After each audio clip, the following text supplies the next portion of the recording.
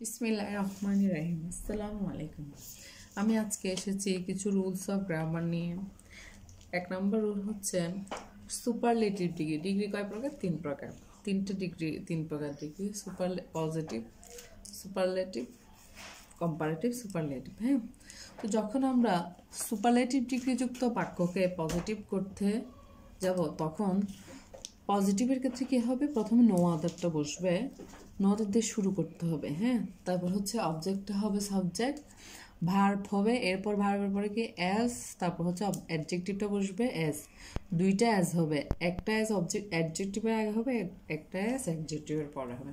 তারপর ওই সাবজেক্টটা হবে কি অবজেক্ট। তাহলে আমি একটা এক্সাম্পল নিয়ে এসেছি। যেমন ইট ওয়ান্স, হ্যাঁ, the prettiest of any would.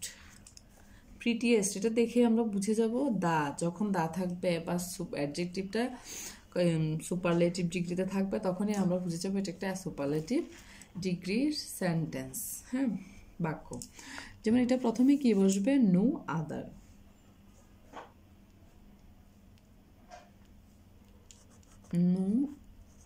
No other এটা হচ্ছে কি সূত্র অনুযায়ী যখন আমরা পজিটিভ করব। নো আদারের পরে কি বসবে? অবজেক্টটা কি হবে? সাবজেক্ট হবে। অবজেক্ট হচ্ছে কি এখানে উড।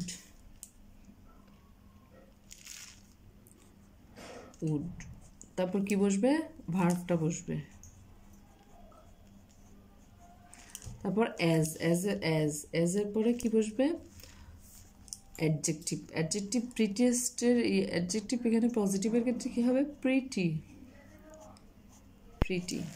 আবার অ্যাজ বসবে। তারপর সুপারলেটিভের সাবজেক্টটা এখানে অবজেক্ট হিসেবে বসবে। খুবই সহজ, আমাদের এক কথা মনে রাখতে হবে, যখন সুপারলেটিভ ডিগ্রিকে আমরা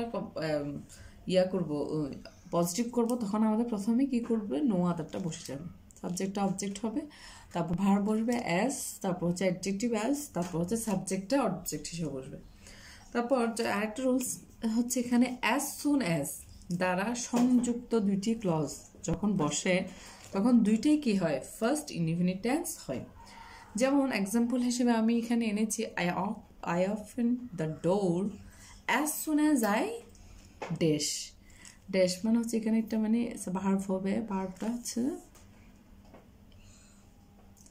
ভার্বটা কি হবে?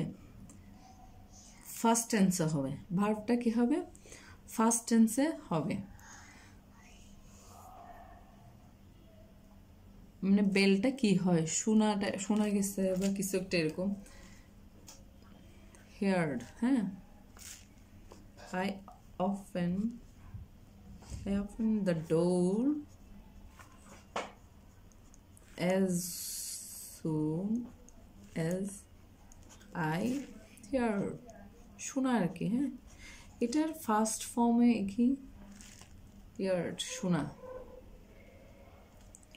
তারপর হচ্ছে দ্য বেল। অর্থাৎ এটার সাথে কোনো একই হবে না।